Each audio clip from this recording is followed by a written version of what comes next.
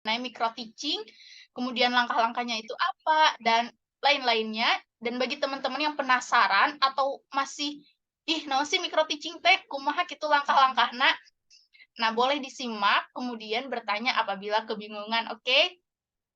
Nah, untuk selanjutnya saya serahkan saja kepada Teh Nur untuk membahas mengenai micro teaching ini. Terima kasih.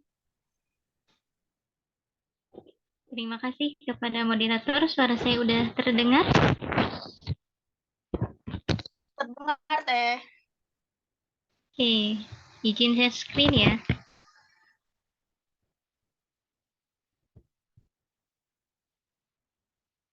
Sudah terlihat?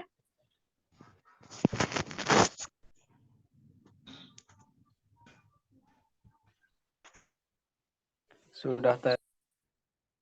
Bentar ya. Oke, jadi kali ini kita mau bahas micro teaching gitu ya. Gimana kabarnya teman-teman? Sehat? Pusing dengan kuliahnya? Alhamdulillah sehat, Teh, dan sedikit bisa merefresh otak karena sedang liburan gitu. Ya harus tetap semangat ya kuliahnya, kan bentar lagi mau lulus. Oke, jadi hari ini kita mau bahas terkait micro teaching, di mana micro teaching itu kegiatan yang setiap tahunnya itu dilombakan ya. Salah satunya itu ada di Forkom atau di lomba micro teachingnya sendiri. Kemudian apa sih micro teaching itu? Ada yang mau jawab atau ada yang mau coba jawab gitu? Tenang aja kita diskusi ya. Saya juga masih harus banyak belajar. Gimana ada yang mau jawab? Apa sih kira-kira micro teaching? Nggak ada yang mau jawab? Moderatornya sendiri nggak mau jawab? Atau nggak ada angkatan 2020 di sini?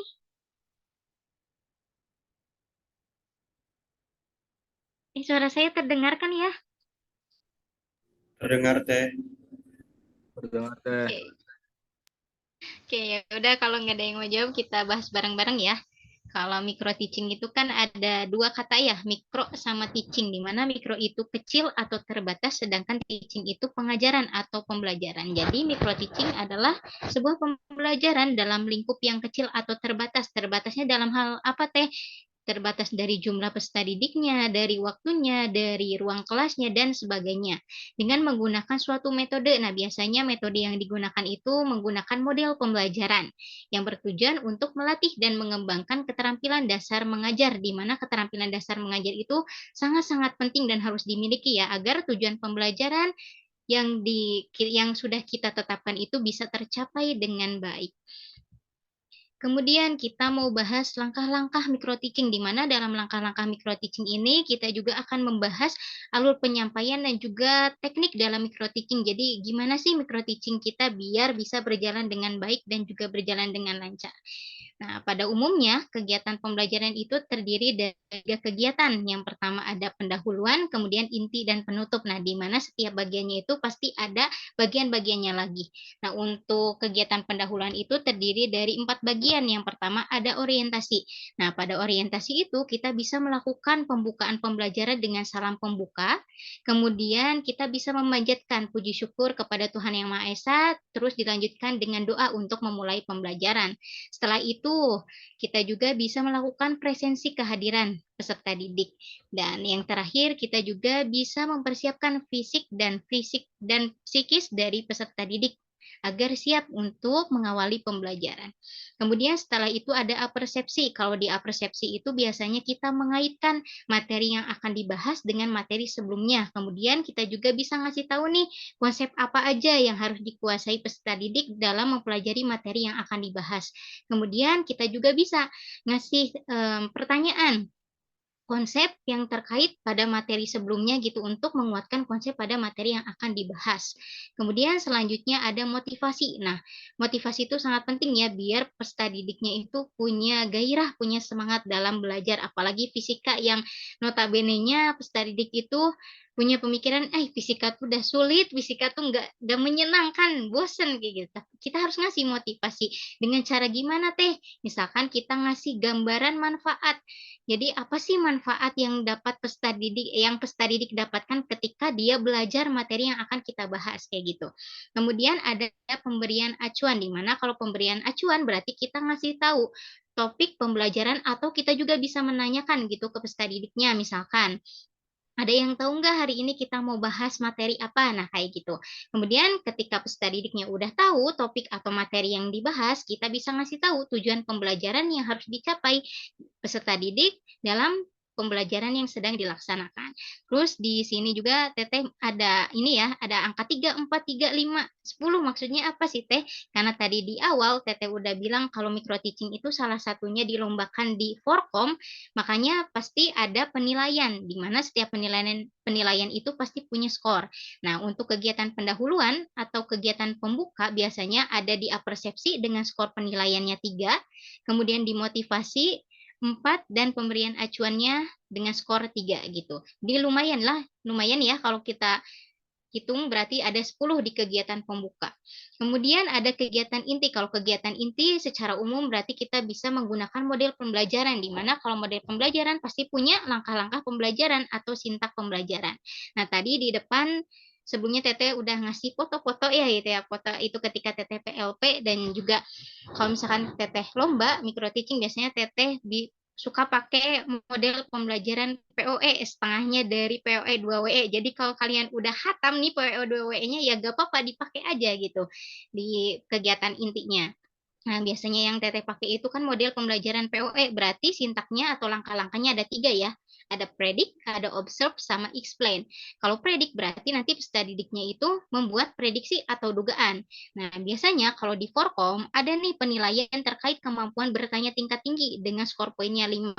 Nah, nanti kalau misalkan kalian pakai model pembelajaran yang lain, nanti disesuaikan lagi. Kira-kira kalau mau bertanya tingkat tingginya mau ditaruh di sintak keberapa kayak gitu, nanti sesuaikan lagi aja. Kalau Teteh karena tadi pakainya POE dan biasanya di tahap predik atau membuat prediksi peserta didiknya dikasih pertanyaan, makanya kemampuan bertanya tingkat tingginya sama Teteh ditaruh di predik. Nah, kita coba lihat ya contohnya gimana sih soal atau pertanyaan yang mengacu keterampilan berpikir tingkat tinggi. Nah, ini salah satu contohnya ketika TPLP. Yang pertama Teteh nampilin dulu gambar, ada gambar 1, gambar 2, gambar 3. Kemudian setelah menampilkan gambar, Teteh ngasih pertanyaan nih, menunjukkan rangkaian apakah ketiga gambar di atas.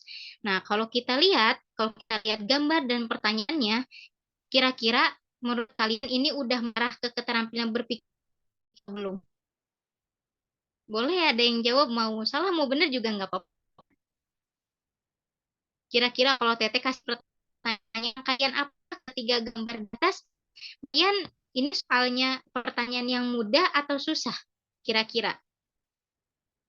Cukup lumayan Teh untuk anak SMA atau SMP. Tapi kalau untuk jenjang SMP itu sepertinya udah hot gitu. Oke. Terima kasih untuk jawabannya, Ibu Moderator. Jadi sebenarnya kan gini, materi yang sedang Teteh bahas misalkan rangkaian arus bolak-balik ya atau rangkaian AC. Nah, kemudian materi sebelumnya Teteh udah membahas nih terkait gimana sih karakteristik sama diagram fasornya rangkaian resistor. Kalau R itu resistor, sebentar, kursor Teteh terlihat?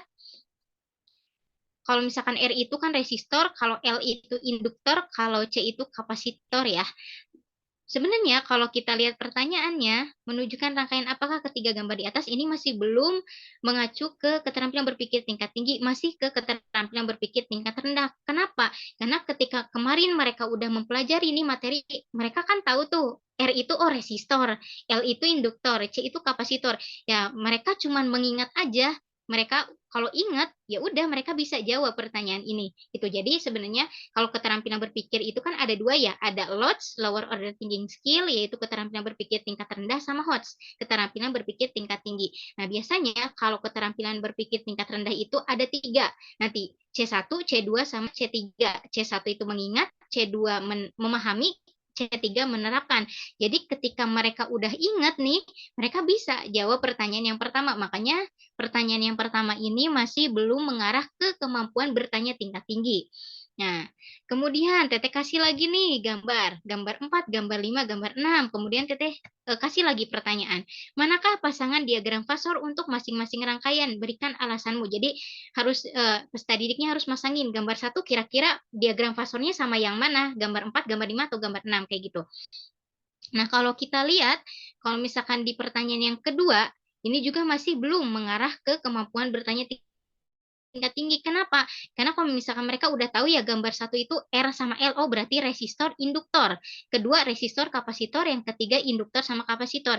Ya gampangnya berarti kan ini tinggal R sama L, oh tinggal cari aja gambar diagram fasor yang R sama L. Nah itu mudahnya. Makanya soal yang satu sama yang dua itu masih belum mengarah ke kemampuan bertanya tingkat tinggi. Tapi ketika Teteh kasih lagi kayak berikan alasanmu.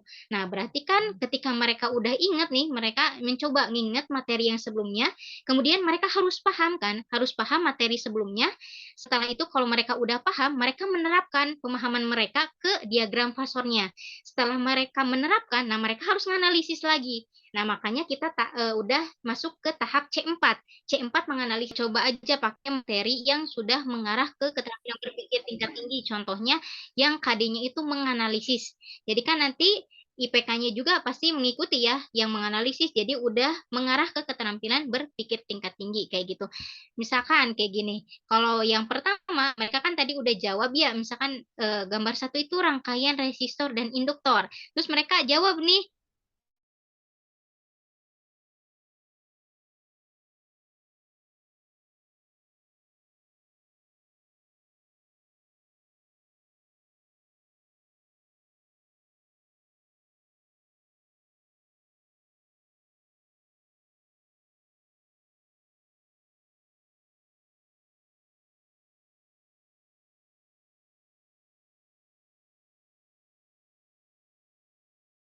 juga bisa mengarahkan peserta didik itu untuk mencari informasi sebanyak-banyaknya kayak gitu. Jadi untuk tahap observe ini biasanya Teteh ngarahin, tapi sebenarnya bisa kalau kalian mau ngarahin peserta didiknya untuk melakukan percobaan atau mau ngapain kayak gitu atau misalkan bikin alat kayak gitu bisa sebenarnya di observation. Tapi kan kita lihat lagi durasi atau waktunya cukup enggak kira-kira kayak gitu. Nanti disesuaikan kalau kalian udah PLP atau ikut lomba kayak gitu. Nah, biasanya untuk meminimalisir waktu, biasanya Teteh observasinya itu diganti dengan mencari informasi dari berbagai sumber kayak gitu. Jadi nanti peserta didiknya disuruh untuk mencari informasi terkait yang tadi berarti RL, rangkaian RC sama rangkaian LC ya di tegangan bolak-balik. Kemudian menuliskan penelusuran informasinya pada LKPD. Nah, biasanya kalau LKPD Teteh biasanya ngasihnya di sebelum tahap predik misalkan, di sebelum awal masuk ke sintak pertama biasanya. Dan kelompoknya biasanya buat meminimalisir waktu, biasanya Teteh udah bagi kelompoknya di luar jam pelajaran kayak gitu. Jadi pas predik mereka udah tahu nih kelompoknya, mereka udah gabung sama kelompoknya. Jadi pas di tahap observe mereka udah tinggal diskusi, tinggal nyari informasi, kemudian ditulis informasi tersebut di LKPD.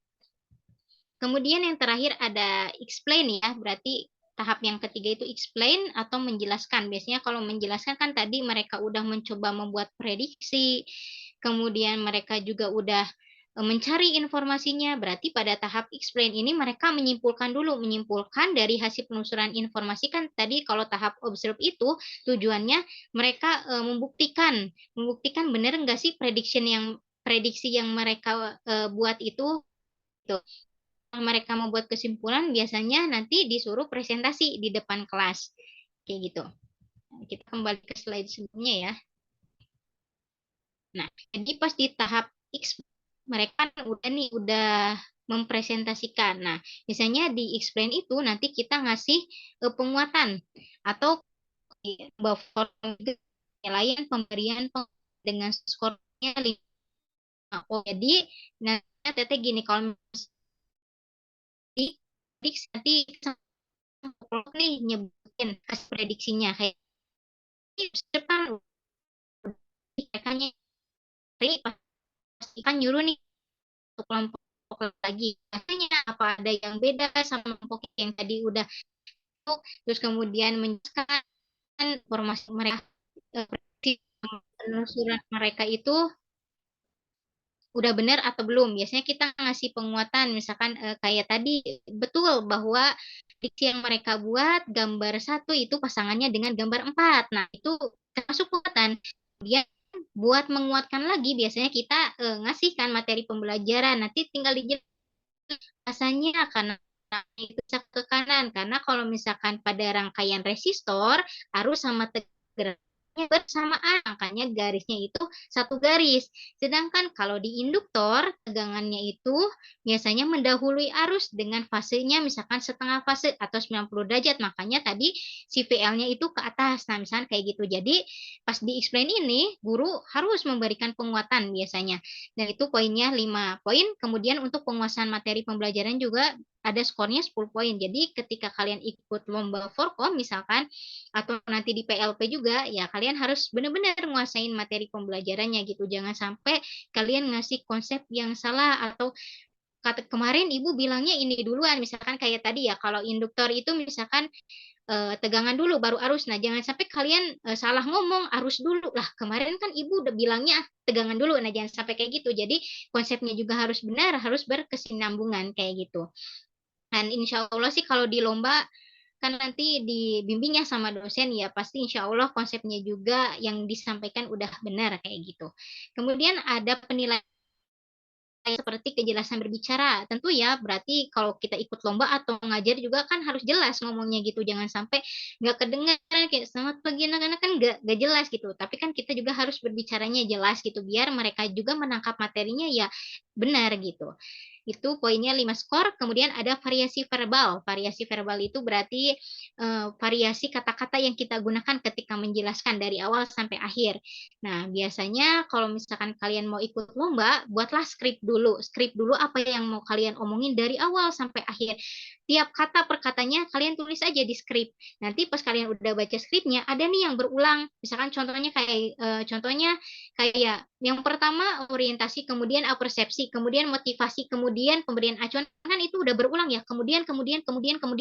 Atau kalian biasanya yang ini, atau kayak gitu. Itu kan berarti verbalnya berarti berulang, berarti nggak bervariasi dong kalau kayak gitu. Jadi buat mengantisipasi untuk verbalnya bervariasi, biasanya Teteh buat skrip dulu, kemudian nanti kalian baca skripnya, kira-kira ada nggak nih kata-kata yang sering banget diucapin dari awal sampai akhir. Nah, maka dari itu nanti bisa diganti kayak gitu. Karena lumayan ya, skor poinnya juga 5.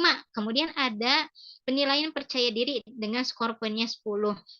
Nah, kalau misalkan udah ikut lomba atau ngajar nanti PLP, ya harus percaya diri, pede aja kalau kita itu nyampein materinya bener, konsep kita udah bener lah gitu. Jangan sampai pas kita take video, pas kita ngajar, kita kayak kelihatan kebingungan, kayak mikir dulu atau diem dulu. Nah, biasanya nanti juri atau guru pamong yang nilai kita itu, nah ini kok kayaknya mikir dulu apa dia takut konsepnya salah atau gimana gitu. Jadi kalau udah take video ya udah percaya diri aja, konsep kita itu yang diajarin udah benar kayak gitu. Kemudian ada kegiatan penutup. Kalau kegiatan penutup itu ada 3. Yang pertama ada melakukan evaluasi. Nah, tentu ya evaluasi kan penting banget biar kita tahu peserta didiknya udah sejauh mana sih paham materi yang diajarin, materi yang sedang dibahas kayak gitu. Nah, untuk melakukan evaluasi di lomba Forkom itu ada skor poin 5 poin. Nah, biasanya kalau di lomba Teteh pakainya itu pilihan ganda. Bebas sih kalau evaluasi kalian mau pakai esai, mau pakai benar salah, mau memasangkan, menjodohkan kayak gitu, terserah kalian aja. Yang penting disesuaikan dengan durasinya. Cuman biasanya kalau Teteh ikut lomba Forkom, lomba micro teaching yang lainnya, Teteh biasanya pakai pilihan ganda evaluasinya. Pilihan gandanya bebas, mau 5 atau mau 10 atau mau berapapun. Nanti cek lagi kalau kalian mau bikin videonya itu mau ada audiens atau enggak. Kalau mau ada audiens ya udah ngambilnya 5 aja misalkan. Kalau enggak ada audiens ya udah 10 juga bisa kayak gitu. Jadi nanti tuh ketika kita udah ngasih evaluasinya kalau di lomba, kalau di video kalian tinggal tayangin aja, atau kalian ya tayangin pertanyaannya. Setelah itu nanti kalian kasih waktu buat menjawab. Setelah itu nanti ceritanya udah dibahas gitu, udah dibahas, terus kalian nanya ini ada enggak yang dapat nilainya di atas KKM atau nilainya di udah 100 nilainya udah sempurna, atau ada yang di bawah KKM kayak gitu. Nah, setelah kalian udah tahu nih hasilnya, kalian pasti melakukan tindak lanjut. Tindak lanjutnya berarti tindak lanjut untuk peserta didik yang tadi nilainya di atas KKM atau nilainya sempurna, sama juga peserta didik yang di bawah KKM.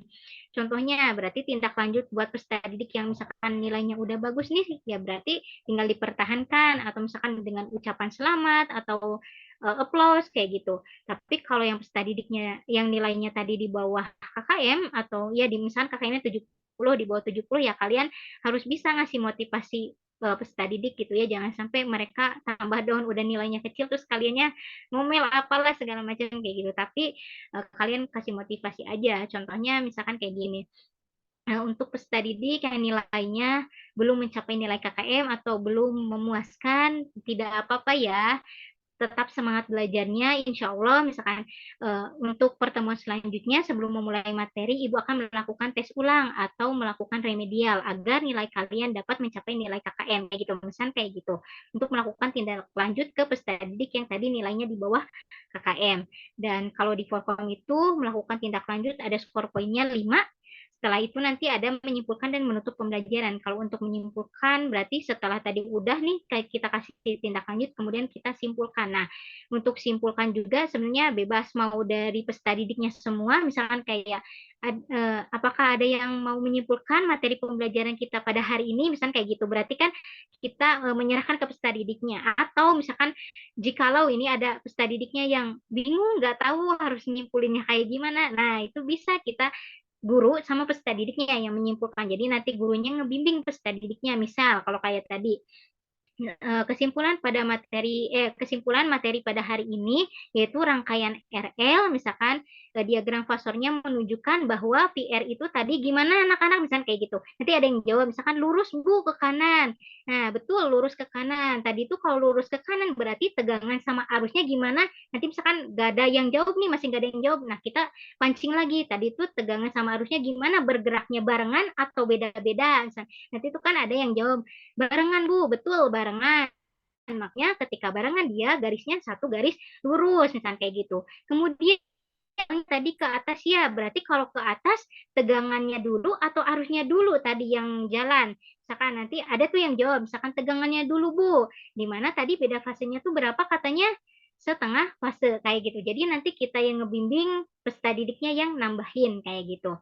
Trik untuk menyimpulkannya. Kemudian nanti tinggal menutup pembelajaran, berarti tinggal tutup aja pembelajarannya dengan salam penutup ya, atau misalkan sekian pembelajaran pada hari ini, kurang lebihnya Ibu mohon maaf, wabillahi taufik wal hidayah, wassalamualaikum warahmatullahi wabarakatuh gitu. Dimana kalau untuk menyimpulkan dan menutup pembelajaran juga ada skor poinnya 5 kayak gitu. Kemudian kita lanjut ya, ada lagi kalau di lomba Forkom itu ada penilaian lainnya. Dan untuk skor poinnya juga cukup lumayan ya, sampai teteh tulis important di sini penting karena lumayan untuk skor poinnya. Itu ada pemanfaatan teknologi atau media di mana skornya itu 20 poin. Jadi ya kita harus benar-benar mempersiapkan gitu aplikasi editing video yang mumpuni, yang nanti bisa menunjang pembelajaran yang mau kita sampaikan gitu. Biasanya kalau di pedoman nanti udah tertulis aplikasi editing videonya biasanya pakai apa aja, bisa pakai Filmora, KineMaster, Movie Maker, Adobe Premiere, dan sebagainya. Dan biasanya kalau Teteh ikut lomba micro teaching, biasanya Teteh pakai KineMaster karena Teteh emang menguasai itu. Biasanya untuk tambahannya Teteh pakai Power Director. Atau kalau kalian kan udah generasi ini ya lebih canggih lah sekarang, jadi kalau kalian emang menguasai Filmora, KineMaster, Movie Maker, mau tiga-tiganya atau empat-empatnya boleh. Yang penting nanti videonya itu terlihat dengan jelas, kemudian tulisannya kelihatan jelas, kalian ngomongnya juga enggak ngelag kayak gitu ya nanti videonya kayak gitu sih. Yang penting si aplikasi editing videonya itu menunjang video yang mau kalian buat. Kemudian untuk penilaian yang lainnya itu ada kesesuaian skenario pembelajaran, di mana kalau skenario pembelajaran biasanya itu RPP. Jadi nanti misalkan kalian udah nih nulis di RPP kayak tadi pertamanya orientasi dulu, baru apersepsi, baru misalkan motivasi. Nah, pas kalian tag video ya harus sesuai dengan RPP-nya, berarti orientasi dulu, baru tadi apersepsi, baru motivasi. Jangan sampai pas di RPP-nya kayak gitu, ABC, kalian pas ngetek video jadi BCA, kan udah gak sesuai. Kalau gak sesuai nanti ngurangin poinnya. Dimana poinnya itu ada 5 poin kesesuaian skenario pembelajaran. Jadi harus teliti ya nanti kalau pas ngetek video itu susunannya harus gimana gimana gimana gitu. Kemudian ada durasi, durasi juga poinnya 5 poin. Lumayan ya, kalau durasi berarti kan nanti setiap lomba itu ada durasinya. Misalkan kalau yang Teteh kemarin ikut lomba micro teaching Forkom yang kemarin itu durasinya 10 menit.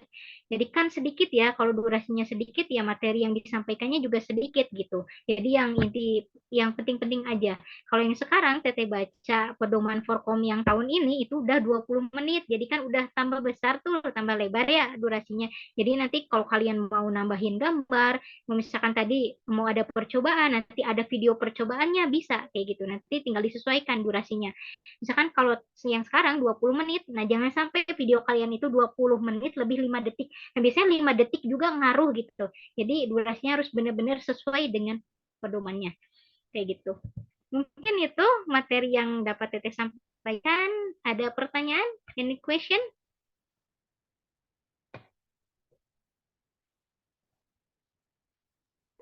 Nah, teman-teman, seperti itulah ya kurang lebih mengenai teknik micro teaching itu.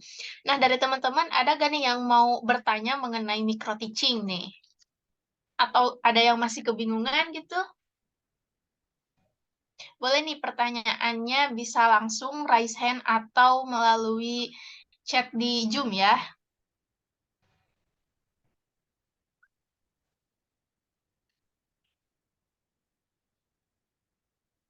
Kayaknya udah ngerti semua.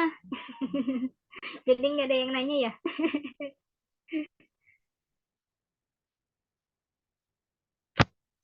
Nah, jadi micro teaching kan ini ya dasar buat nanti ngajar nanti PLP. Jadi harus benar-benar ya dipelajari. Nanti kan ada mata kuliahnya tuh micro teaching. Kalau misalkan emang kalian bingung kayak terkait KKO, IPK, gak apa-apa ditanyain aja sama dosennya. Soalnya nanti kan ada tuh PLP. Jangan sampai kalian udah capek-capek PLP pas gitu nilainya nggak sesuai dengan harapan kayak gitu.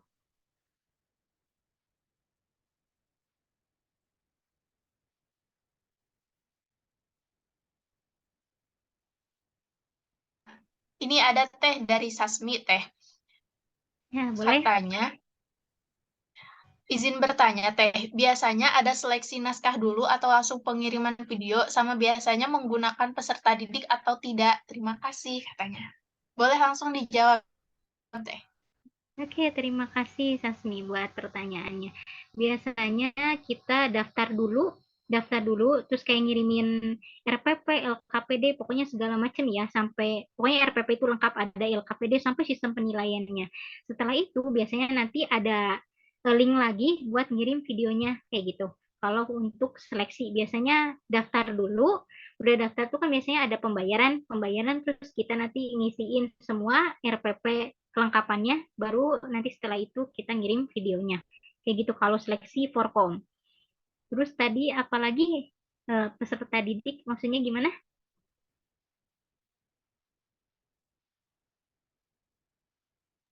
Mungkin Atau pada kalau saat untuk pengambilan teksnya itu kita harus menggunakan peserta didik atau boleh tidak pakai peserta didik gitu Teh.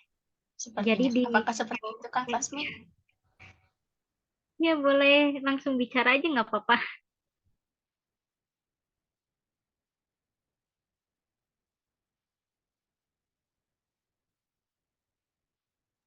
Di Kalau videonya penyebutan katanya Teh. di videonya jadi jadi ya, boleh nggak ada peserta didik sama enggaknya gitu maksudnya? Iya Teh, seperti itu. Oke.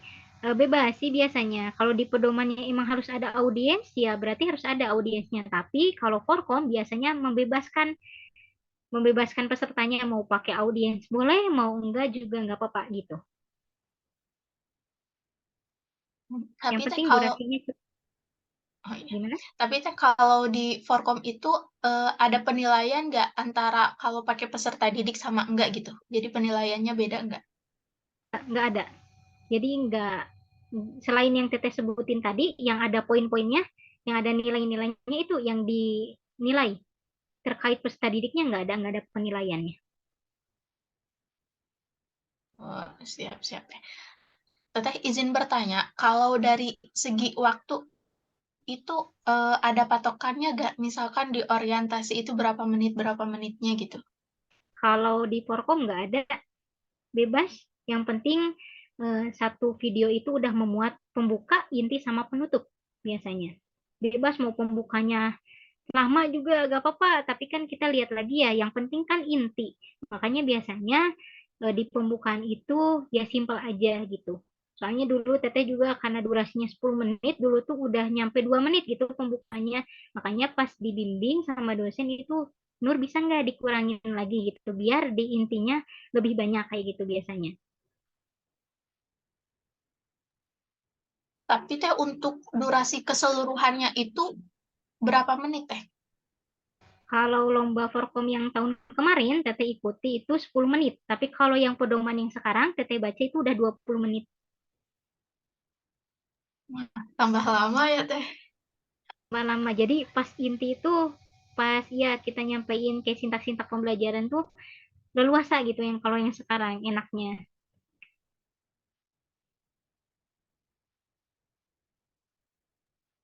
Nah, dari teman-teman yang lain, apakah ada yang ingin bertanya kembali? Mumpung ada kesempatan ini.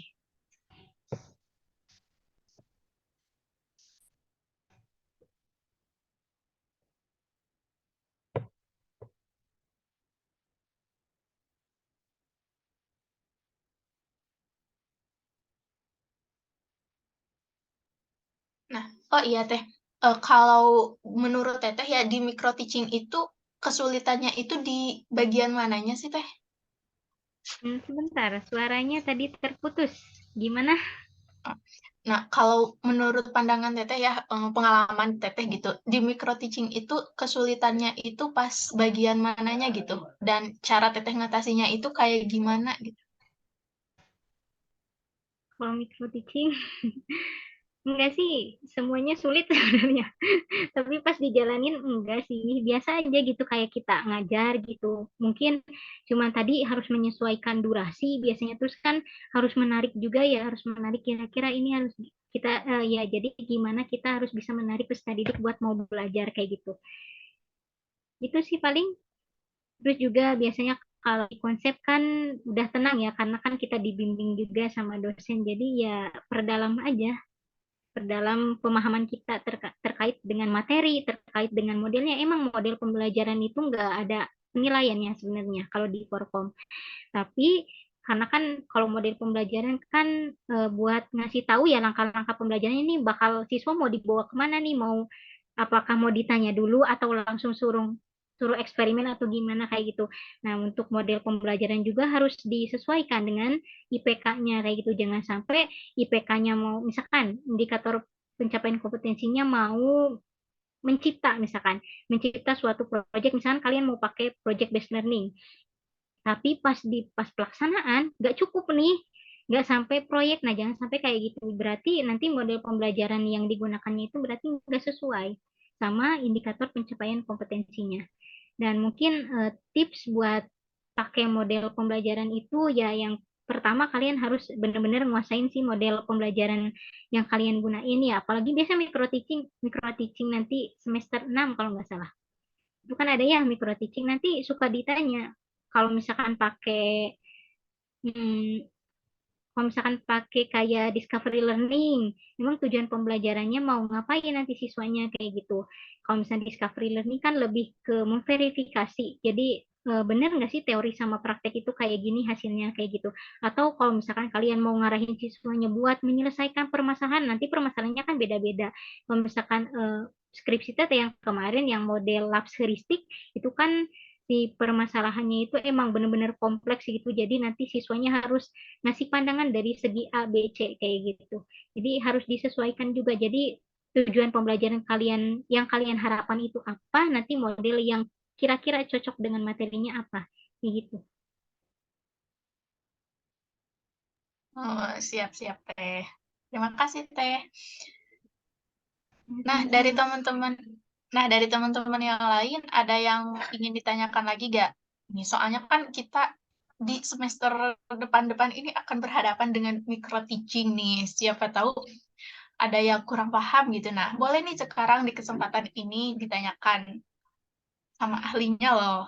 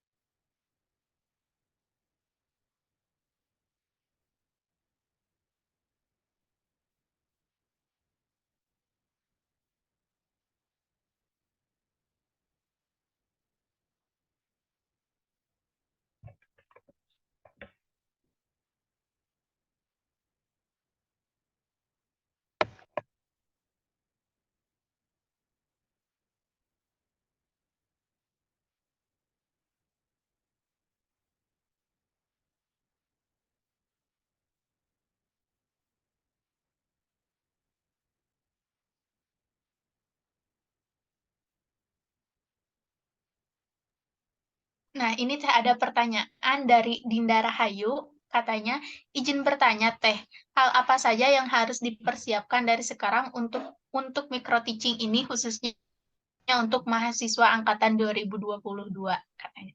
Boleh langsung dijawab Teh. Ya, terima kasih atas pertanyaannya, keren ya.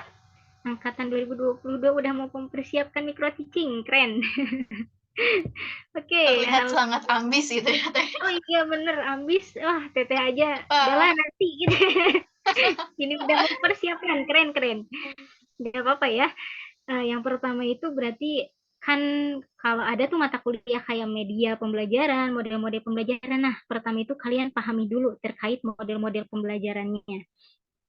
Kemudian setelah kalian udah paham nih kira-kira model pembelajaran, kan pasti kalian udah mempelajari ya materi fisika SMA itu ini. Nah, kira-kira cocok kalau model ini cocok nggak ya sama materi ini? Biasanya kayak gitu. Kalian boleh mencocokkan dulu model sama materinya. Setelah itu, kalian coba pahami indikator pencapaian kompetensi. Biasanya pas angkatan TTH dulu juga pas nanti tuh ada mata kuliah perencanaan pembelajaran fisika kalau dulu. Nggak tahu kalau sekarang masih ada atau enggak gitu.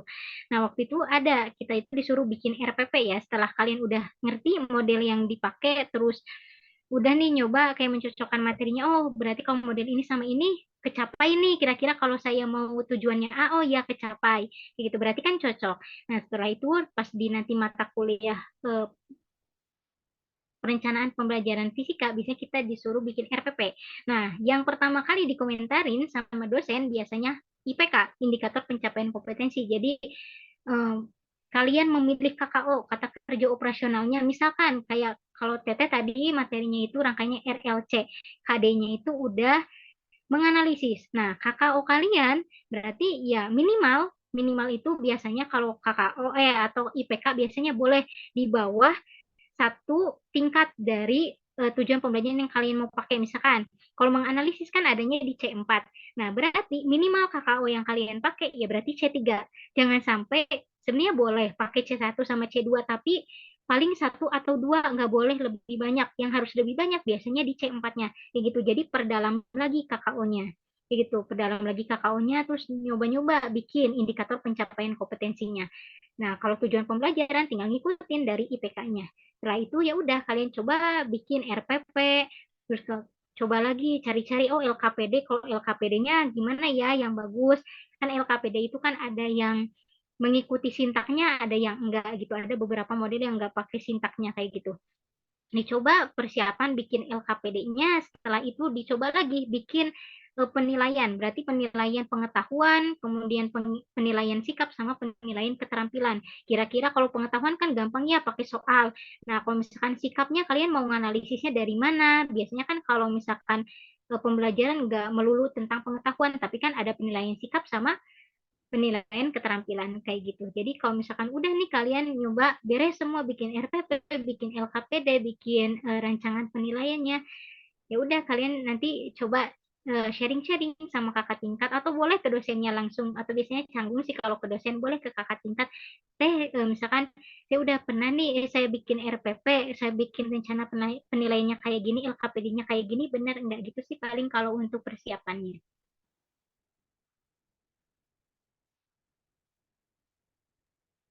Nah, seperti itu ya Teh Dinda kurang lebihnya gitu.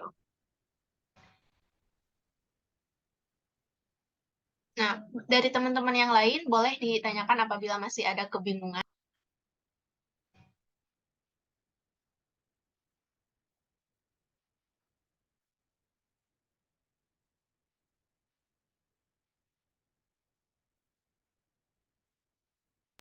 Nah, iya Teh, nih ada yang titip pertanyaan nih ke saya.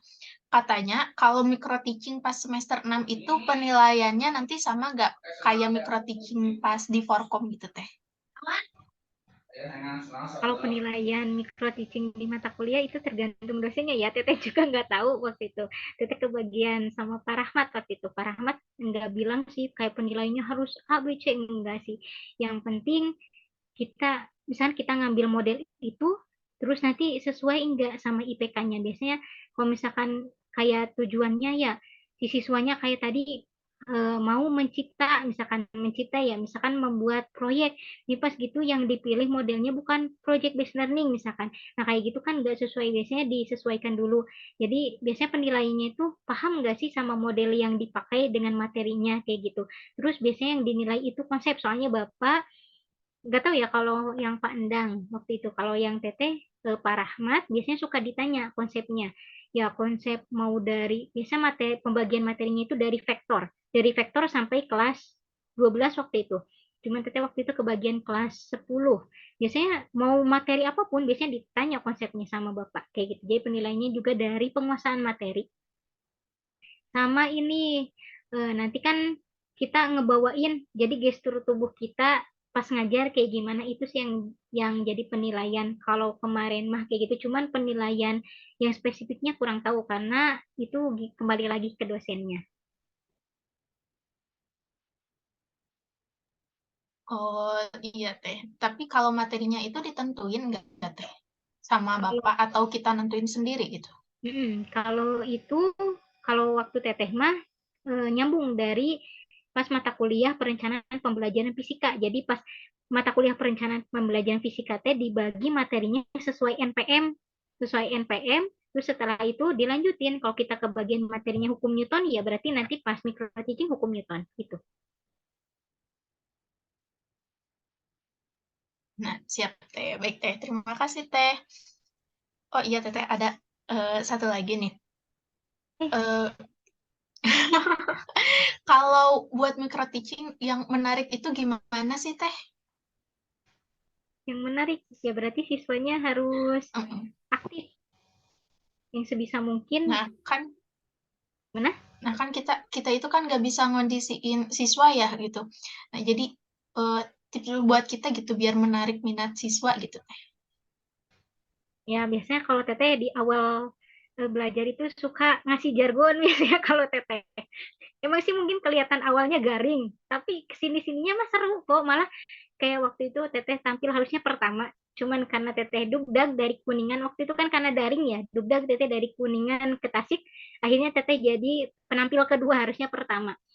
Nah, yang penampil pertama itu siswanya tuh nggak diajak apa-apa, maksudnya kayak ya udah gurunya tuh cuman ceramah ceramah ceramah ceramah gitu. Padahal modelnya sama waktu itu. Kalau Teteh biasanya buat menarik peserta didik biar semangat nih belajar, bisa Teteh kasih jargon dulu.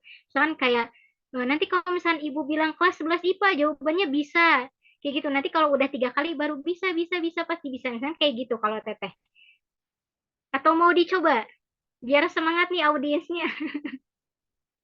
Boleh dong tadi dicoba nih biar ketahuan mana sih audiens yang ada di room atau yang cuma ninggalin handphonenya ini nih. Nah, betul. Takutnya di ghosting ya. Iya, kayaknya pengalaman banget ya tadi ghosting. Oh, Oke, nah nanti jargonnya gini ya. Kalau Teteh bilang PDS Simadikvis, kalian jawabannya bisa. PDS Simadikvis bisa. Nanti kalau yang ketiga kali baru PDS Simadikvis bisa pasti bisa kayak gitu. Tapi harus semangat. Siap, tapi teman-teman Oke, yang lain juga harus unmute dulu ya, Teh. harus semuanya ikut dong. Kan calon guru atuh. Harus Yuk, semangat teman-teman calon guru. boleh nih di on cam kan terlebih dahulu baik kamera ataupun videonya ya biar bisa kelihatan gitu ya. Biar kelihatan ya ganteng sama cantiknya. Biar Teteh tahu, oh ini adik tingkat Teteh yang belum pernah ketemu nih di kuliah kayak gitu. Ah, Udah siap? Masih banyak siap. yang unmute kayaknya. Nah, Udah. udah nih Teh beberapa orang udah ada yang pada on cam nih. Oke, Tapi cuma beberapa gitu. yang lain kemana nih? Butuh kepastian. Kayaknya kayaknya yang lain masih di kamar mandi deh Teh atau enggak lagi pada jajan sebelah. Oh gitu, nggak bagi-bagi sebelahnya. Oke, mau mulai sekarang kita coba. Siap. Masih ingat kan ya tadi kalau misalnya PDS Simadiktis, kalau pertama sama kedua tinggal jawabannya bisa, kalau yang ketiga baru bisa, pasti bisa. Gimana? Udah siap? Siap. Ya, Oke, kita mulai. PDS Simadiktis, Bisa. Bisa. PDS Simadiktis, Bisa. bisa. PDS Simadiktis. Bisa, Bisa, bisa, bisa, bisa, pasti bisa. pasti Bisa bisa. pasti bisa. Kasih unlock dulu buat semuanya.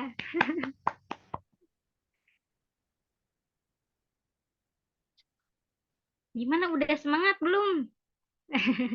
Pokoknya jangan takut aja ya kalau micro teaching ya santai aja. Bawa aja santai. Nanti PLP juga sama, bawa aja santai. Kuliahan. Jadi ya kita punya ilmu yang lebih lah dari siswanya gitu. Ada lagi yang mau ditanyain atau mau ditanyain?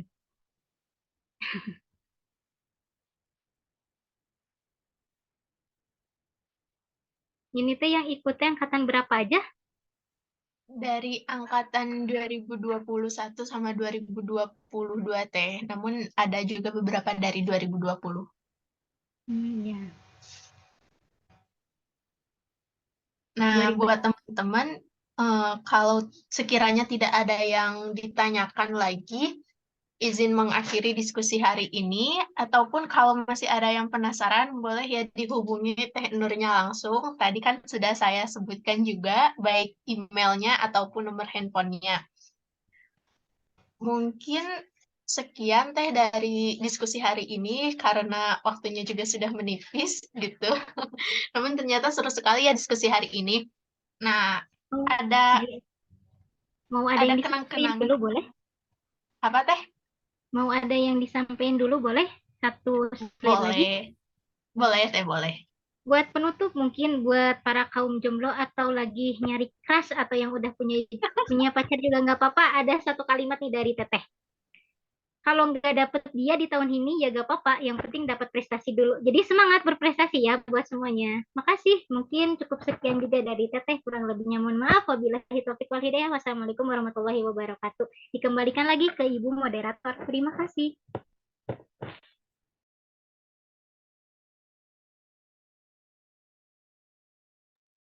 Masya Allah sekali ya closing statementnya beliau ini.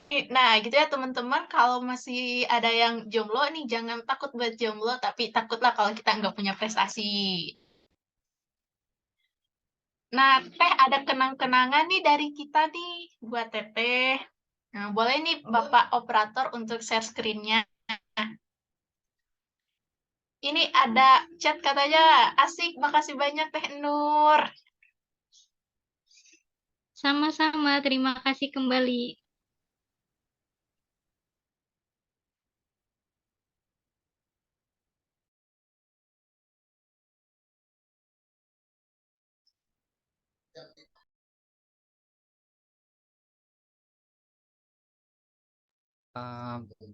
Izin masuk.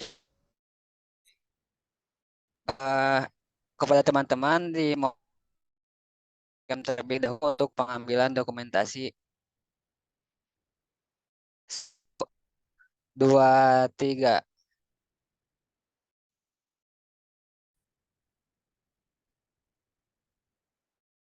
Nah, sesi dokumentasi untuk selesai. Terima kasih. Nah, baik, terima kasih kepada Kang Operator yang sudah mengambil gambarnya. Sebelumnya saya ucapkan terima kasih yang sebanyak-banyaknya untuk pematerian hari ini yang begitu luar biasa sekali. Semoga ilmu yang disampaikan hari ini bisa bermanfaat untuk kita semua, khususnya bagi beliau yang menyampaikan. Mungkin seperti itu teh dari kami. Boleh untuk meninggalkan room, namun kami akan sangat berbahagia sekali apabila Teteh mengikuti room yang berlanjut ini. Untuk selanjutnya, saya serahkan kepada MC non-formal, Kang Rifki, dipersilahkan. Oke, kalau kayak gitu, terima kasih ya buat semuanya. See you next time. Izin live ya. Iya, Teteh. Terima kasih yang sebanyak-banyaknya, Teteh.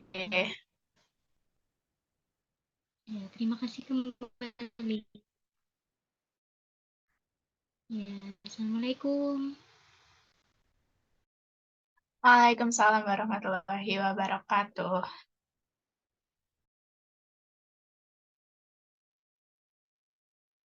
Nah, terima kasih ya MC Permal. Gimana nih setelah menyimak pematerian mengenai mikrotik?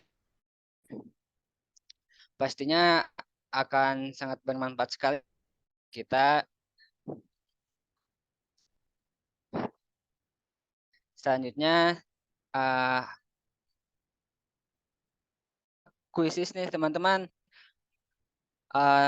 Kepada diharapkan untuk bisa menjawabnya dengan dikarenakan ada door phrase setelah menjawab kuisis tersebut. Kepada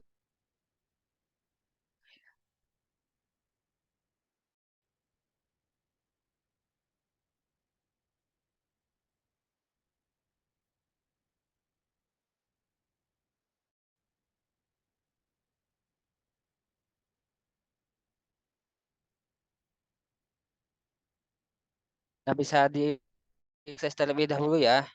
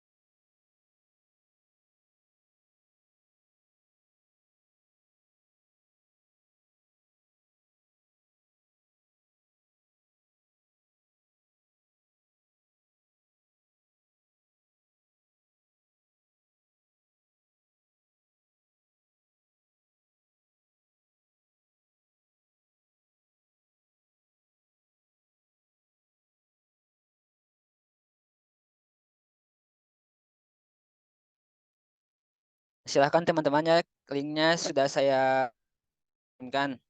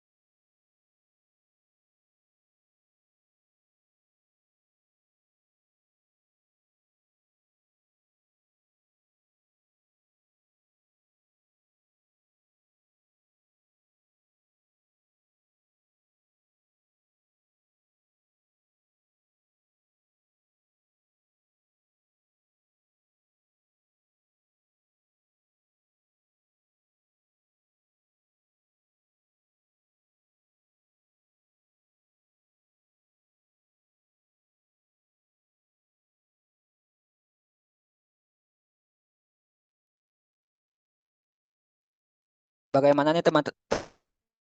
Ada kendala? Tidak ada, Kang.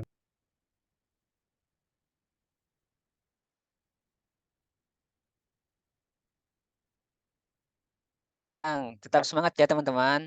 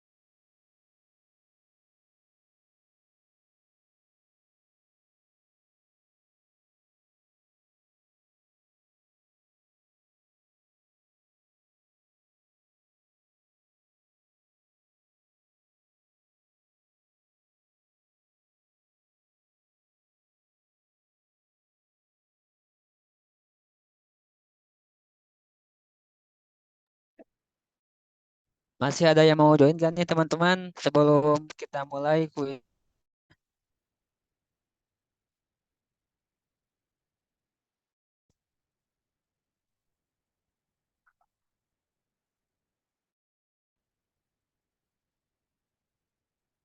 Yuk kepada semuanya untuk dapat join ke ya.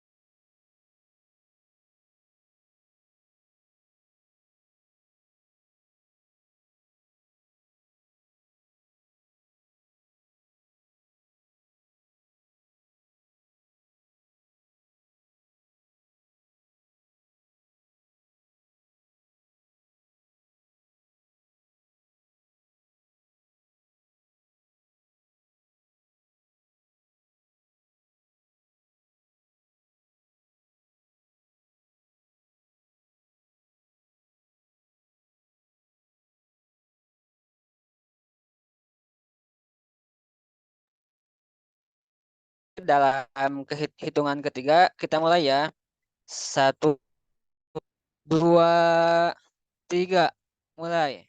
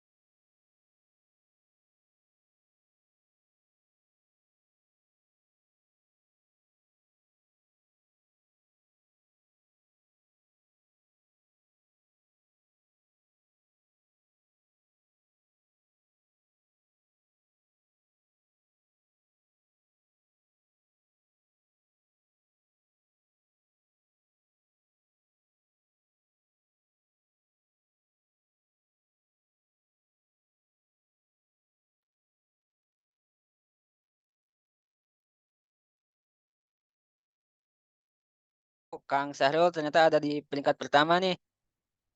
Di Teh Nurul di peringkat kedua. Naik menjadi peringkat keenam.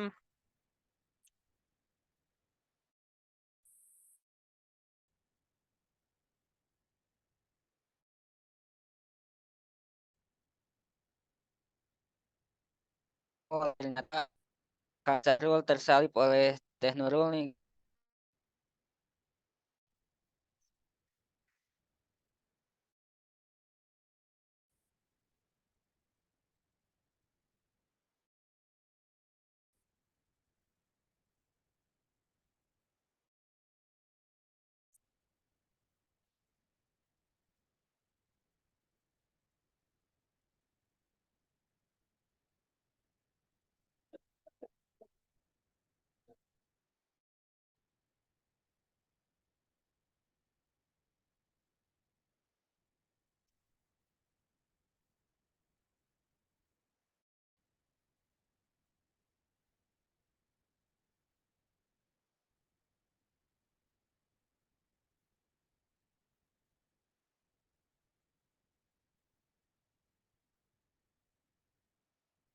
Untuk sementara Teh Nurul memimpin pertama nih dengan performa 8.380,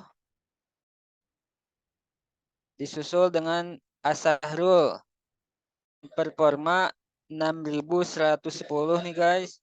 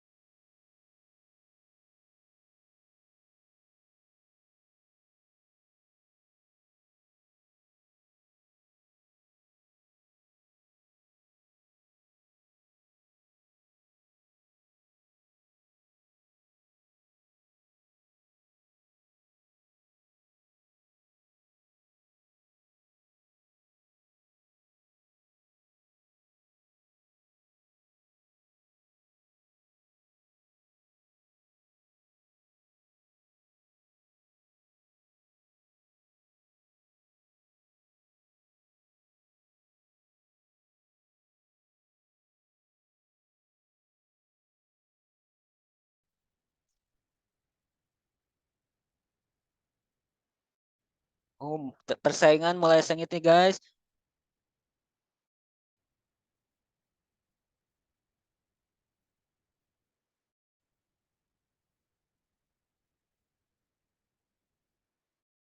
Di peringkat pertama masih ada Teh Nurul. Peringkat kedua ada Asharul Bukhari dengan, dan di peringkat ketiga ada Teh Cici.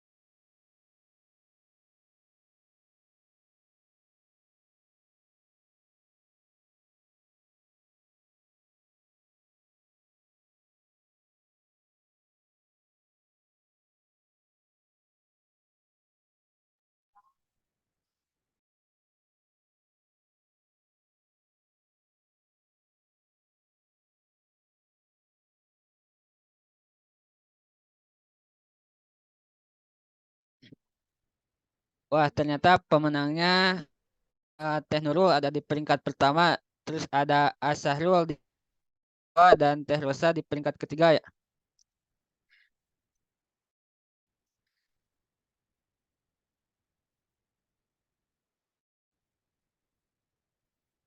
Nah, untuk pemenang yang ke-1 dan kedua dapat ini pihak divisi pendidikan dan penelitian klaim hadiahnya.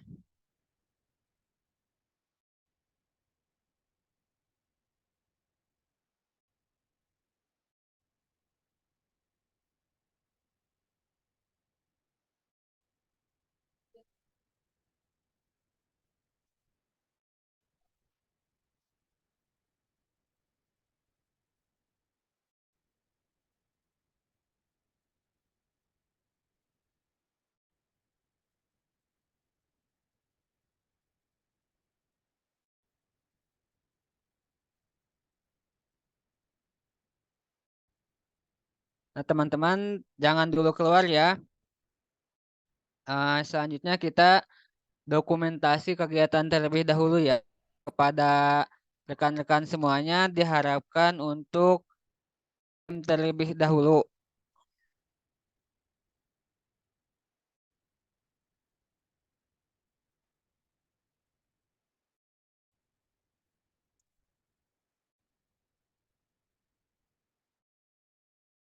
Baik. 3, 2, 1. Sekali lagi ya. 3, 2, 1.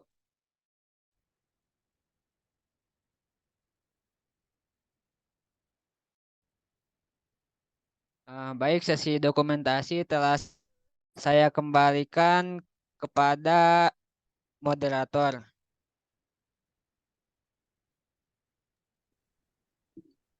Siapa ke moderator, Rifki?